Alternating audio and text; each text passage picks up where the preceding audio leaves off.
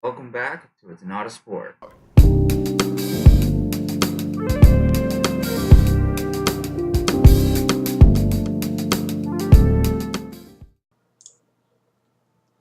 Alright, so this week's episode is going to be a little different. There's no guest, it's just going to be the rant. But we're going to talk about the Overwatch League and why I think it's really pushing esports to be better and mainstreaming esports now in today's world.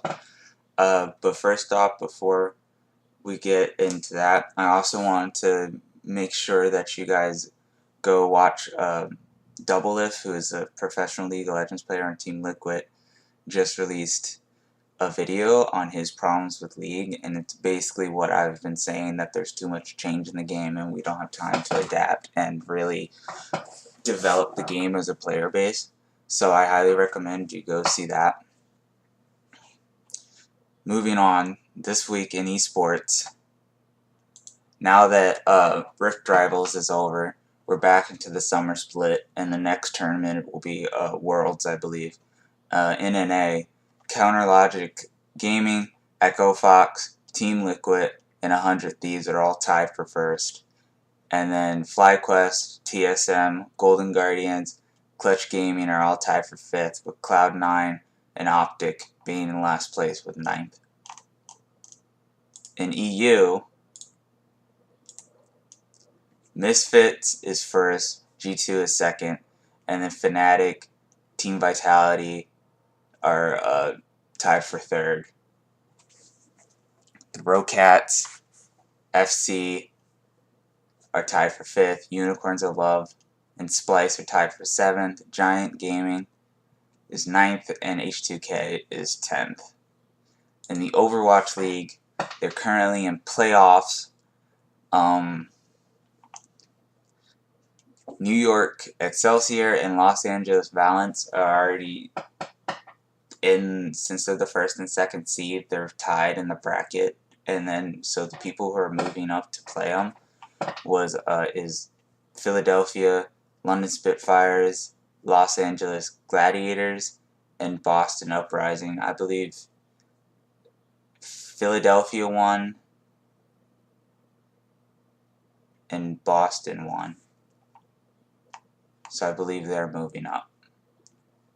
Let's move on to our next segment.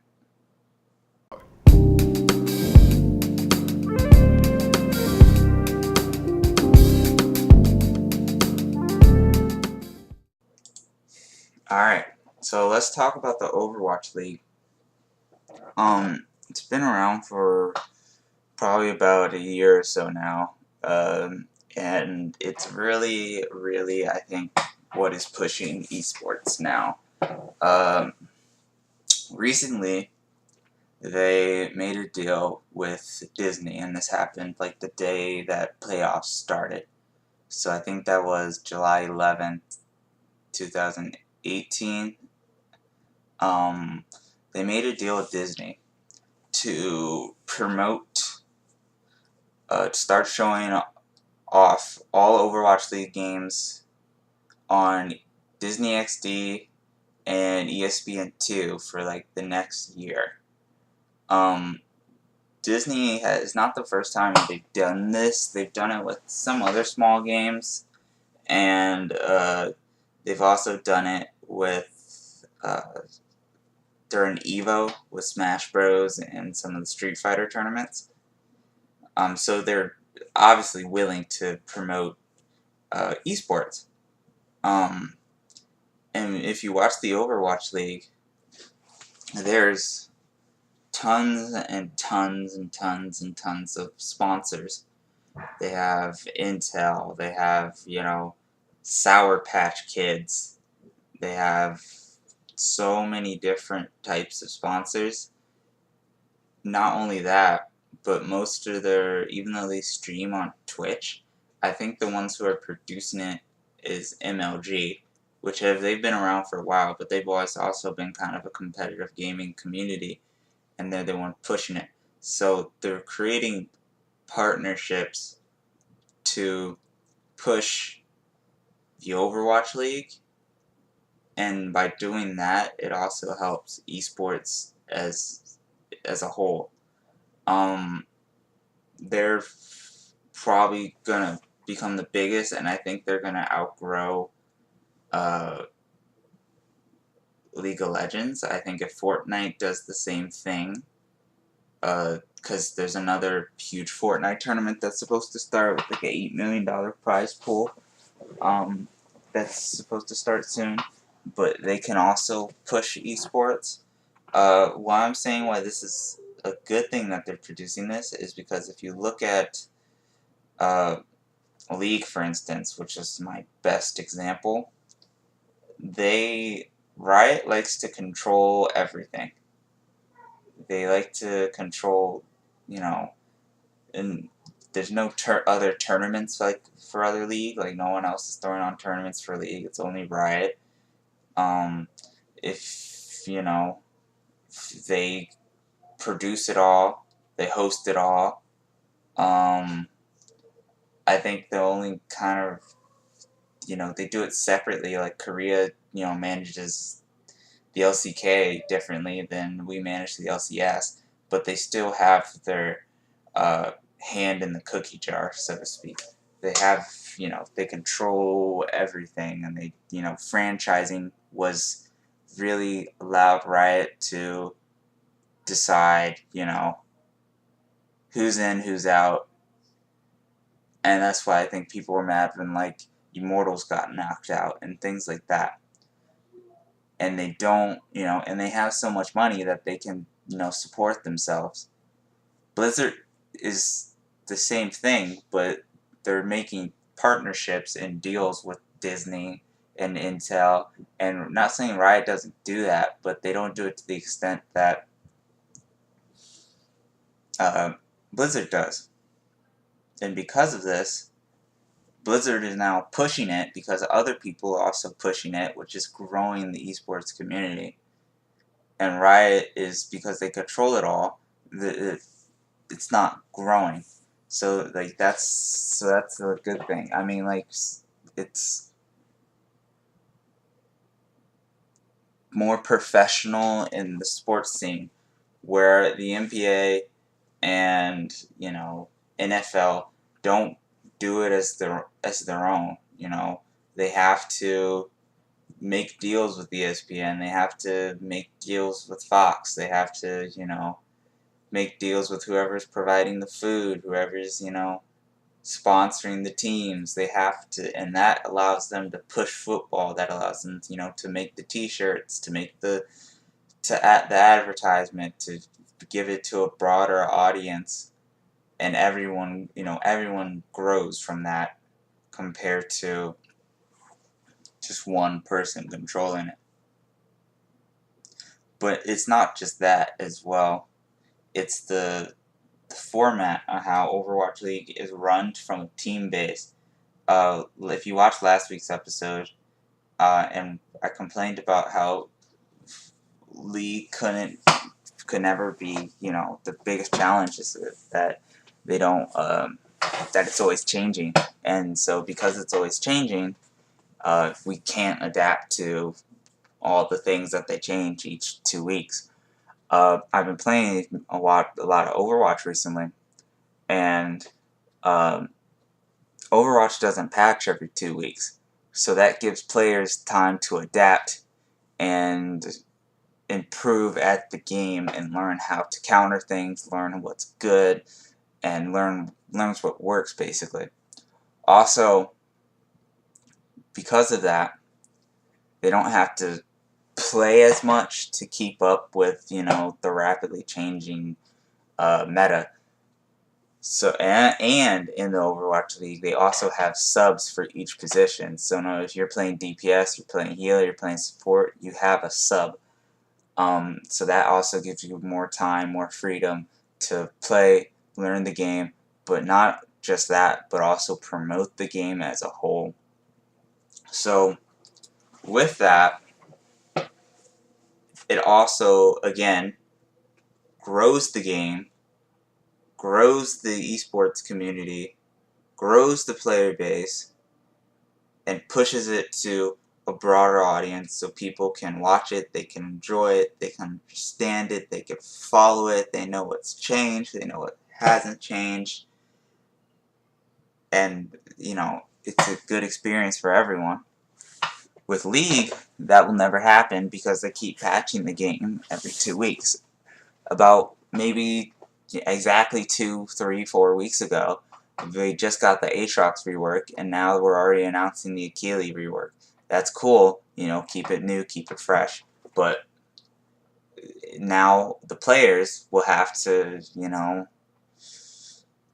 learn how to play that champion, learn what's new, learn what doesn't work, learn what's new, and then they can't promote, esports, and they can't grow it. And now, especially now, is like it's a very important time where we have to grow esports, because I've talked to people who just think it's a joke, that it's not a sport, and it is a sport. It's a real life thing. If you watch Fortnite, how much it's grown so fast, even semi-competitively, and I think Fortnite will be pushed competitively, but that's really up to Epic to do that, and they've been doing fun little tournaments.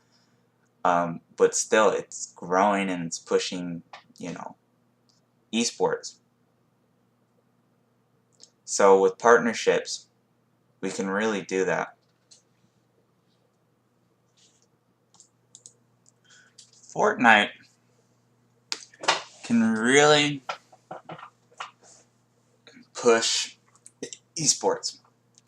It can do what League of Legends did for the esports community back in 2013 or so, when they filled out this Staples Center.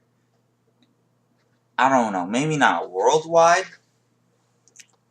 I don't think it has that big of an impact yet, but definitely here in the United States of America, it can become our football, so to speak. Soccer, or football as the rest of the world comes it, the World Cup just finished. Here in America, we don't really care about the World Cup.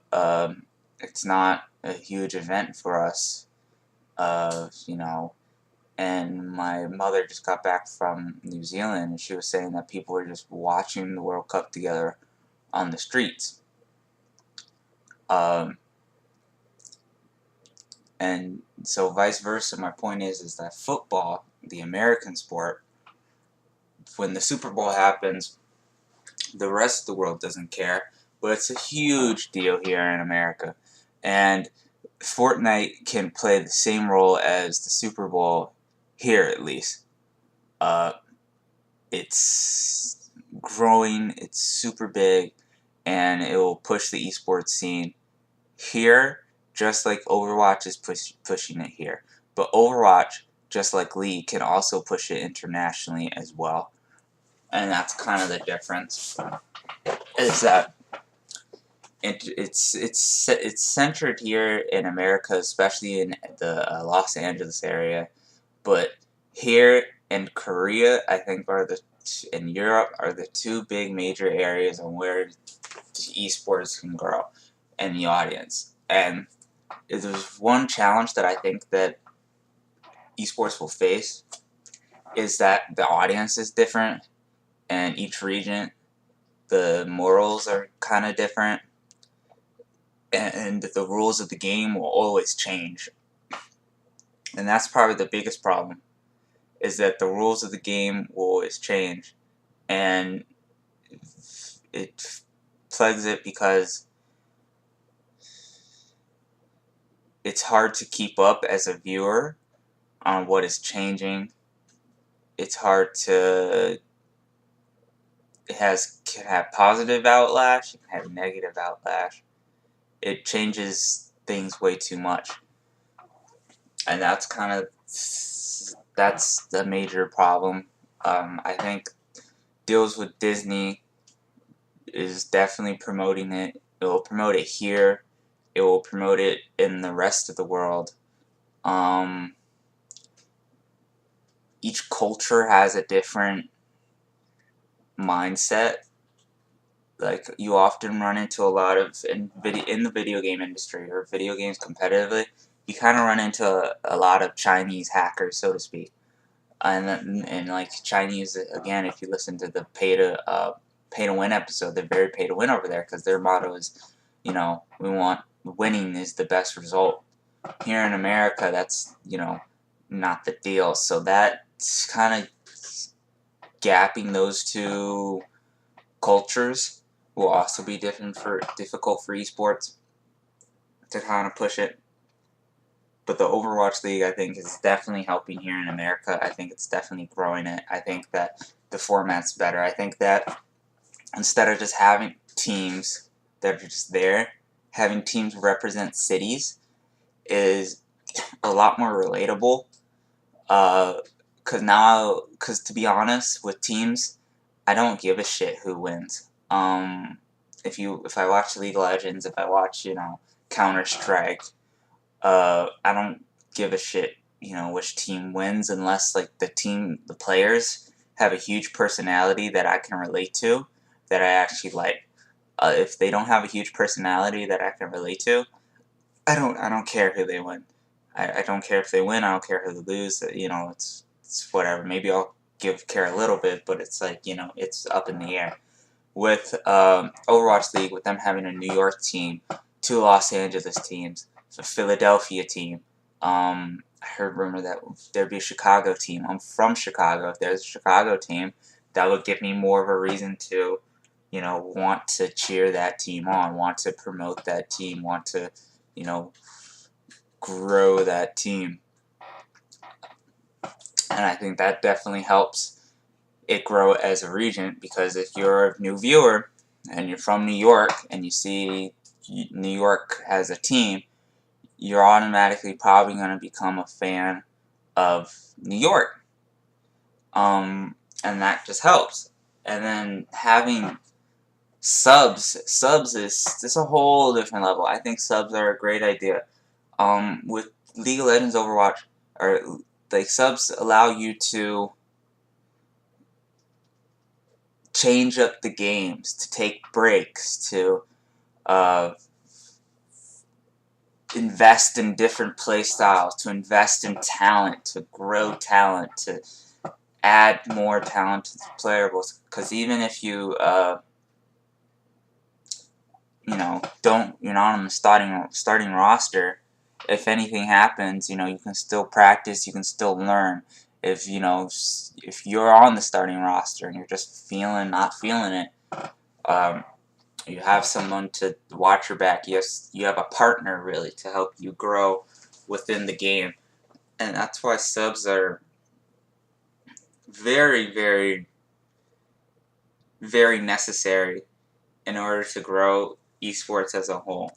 And with League of Legends, and I know I keep going back to League of Legends, but they're the counter argument to the Overwatch League, since they're the two biggest, is that they have subs, the academy team, but they're more like the junior team. And yes, you can sub each other out, but the starting roster position in League is so competitive that if you don't, are part of the starter roster or something like that, then you lose your job. I mean, it's really under the mentality that players are replaceable, and that's not good. I mean, yes, maybe teams don't work, they don't have good synergy, they're bad together. But if players are replaceable and we're just replacing, players, that's not good. So if you could have a sub that's on an even level instead of having the, Cloud9 and Cloud9 Junior, or New York Excelsior's New York Excelsior Juniors, then like it's completely removes that environment where I have to keep performing my best, unless I'll lose my job to this dude. I also think that right now with esports, players just aren't as knowledgeable as they should be with their contracts and sports contracts. And I think that, and overall, since we're gonna wrap up here, to grow esports as a whole, we're going to have to look to real sports. That's the best way to do it, because they have the format done. They've been doing it for decades now. You know, they know agent. Everyone has an agent. Everyone knows their contract. You know how much they're worth. You know how to the teams know how to promote their players, to grow those players. If you look at football players, or basketball players, Michael Jordan, Kevin Durant, because they're promoting themselves and the teams are promoting them, which makes them more money, which makes people want to buy their merchandise. And esports is not like that, because one, with League of Legends, they're so much too busy scrimming to really, promote themselves, and that's a problem. But to wrap it up, if you're a fan of any type of esports, I definitely recommend you watch at least one game of the Overwatch League. They're kind of long, but you definitely watch it. You should view it. You should see how they run it and compare it to other things. I think another big thing with that's I would like to see grow is the fighting game community. It's small but big at the same time, and it's really the backing, because at the end of the day, Blizzard is pushing this. Blizzard is pushing esports right now. They're making it, big. They're making it grow, and hopefully, I believe that eventually the country will recognize that, and esports will continue to grow and continue to be big, not just domestically, but internationally as well.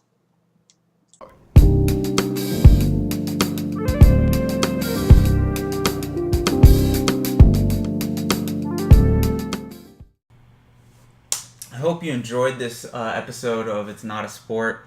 Follow us on Twitter, subscribe to our YouTube, our Instagram, etc., all that social media.